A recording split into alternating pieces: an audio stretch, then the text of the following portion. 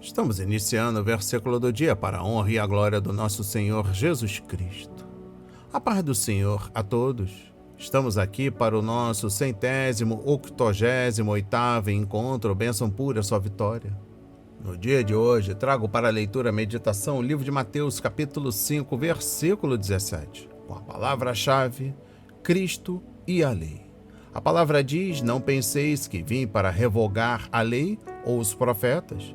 Não vim para revogar, vim para cumprir. Aleluia! E glórias a Deus, glórias a Deus, glórias a Deus, glórias a Deus. Meu irmão, minha irmã, muito obrigado por estar conosco agora neste momento ímpar, este momento valoroso na meditação, leitura e estudo da palavra. Meditando e aprendendo com o versículo do dia. Não cuideis que vim para destruir a lei de Moisés, ou os profetas, as predições dos profetas do Antigo Testamento. Não vim para anular, mas sim para cumprir. Jesus cumpriu a lei, cumprindo ao pé da letra suas justas exigências com uma vida perfeita, e satisfazendo a maldição da lei ao morrer na cruz. Gálatas 3, versículo 13. A partir de agora, preste atenção nas palavras que serão semeadas em nossos corações. Mas antes, eu, irmão Márcio Lima, humildemente lhe peço que nos ajude com a divulgação do nosso trabalho diário, se inscrevendo em nosso canal, ativando as notificações. Nos recomendem, compartilhem ao máximo nos grupos do WhatsApp, famílias, amigos e a comunidade no qual reside. Por fim, gostando desta mensagem, deixa lá registrado o seu like, aqui mesmo, aqui embaixo, é gratuito. Bênção pura, sua vitória. Vamos lá. Para cumprir, do grego, plerosai, encher, completar. Jesus não veio revogar ou destruir nenhuma palavra que Deus ensinara aos fiéis do passado no Antigo Testamento. Veio para cumprir plenamente o propósito de Deus revelado no Antigo Testamento, dando à lei e aos profetas aquilo que faltava.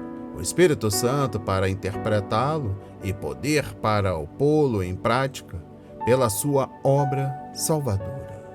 Olha só, as leis morais e cerimoniais de Deus foram dadas para ajudar as pessoas a amar a Deus com todo o coração e entendimento.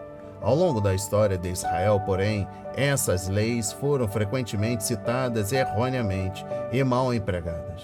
Na época de Jesus, os líderes religiosos haviam transformado as leis em um conjunto confuso de regras.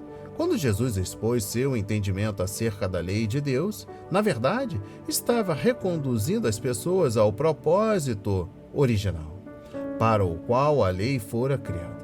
Jesus não criticou a lei, mas os abusos e excessos a que os homens a sujeitaram.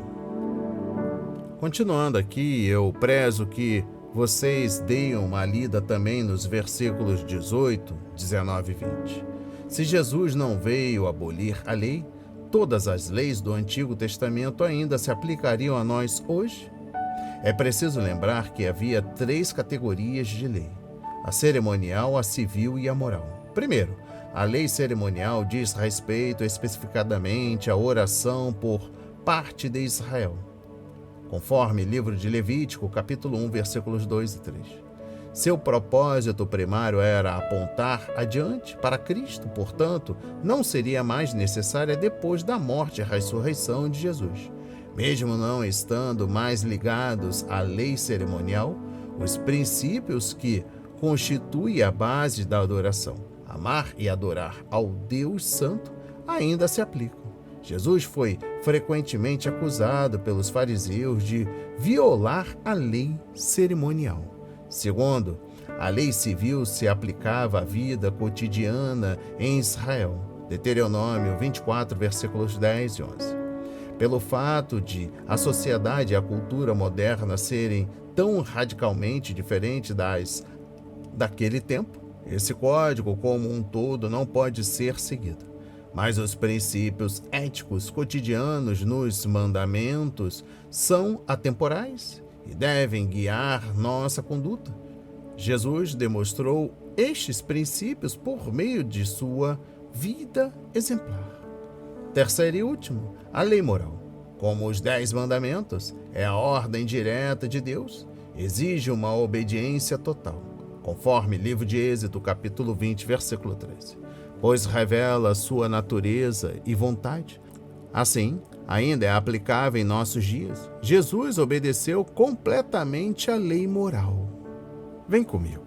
Jesus não queria eliminar a lei, fato, e sim trazê-la à luz de sua sabedoria e cumpri-la no seu verdadeiro propósito.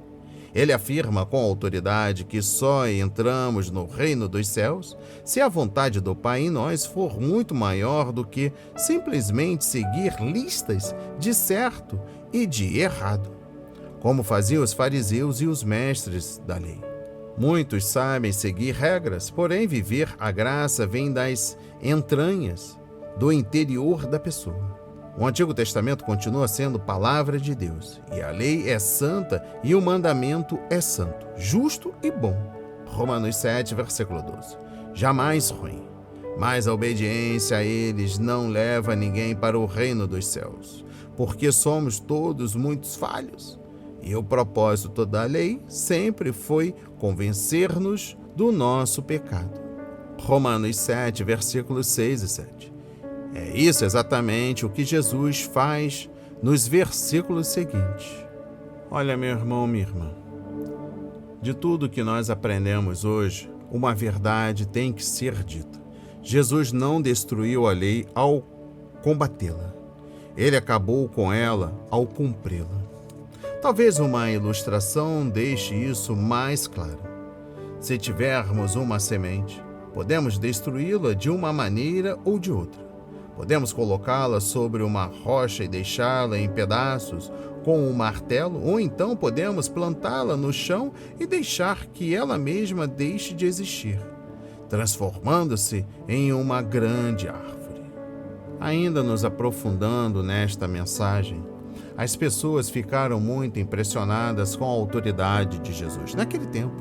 O que é isso, irmão? Elas perguntavam. Um novo ensino, em particular, perguntavam qual era a relação entre a sua autoridade e a autoridade da lei de Moisés. Até hoje ainda existe essa dúvida, não é verdade? Para essa pergunta, expressa ou não, Jesus dá agora uma resposta definitiva. Ele havia vindo não para abolir o Antigo Testamento, mas para cumpri-lo. Ou seja, veio aperfeiçoá-lo, obedecer a ele, fornecer seu verdadeiro significado, pois ele tem uma validade permanente. Em consequência disso, a importância no reino de Deus seria medida pela obediência à lei.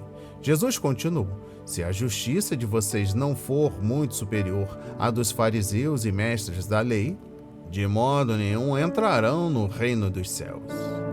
Quando ouviram isso, os discípulos devem ter ficado confusos, pois os escribas e fariseus eram as pessoas mais corretas sobre a terra.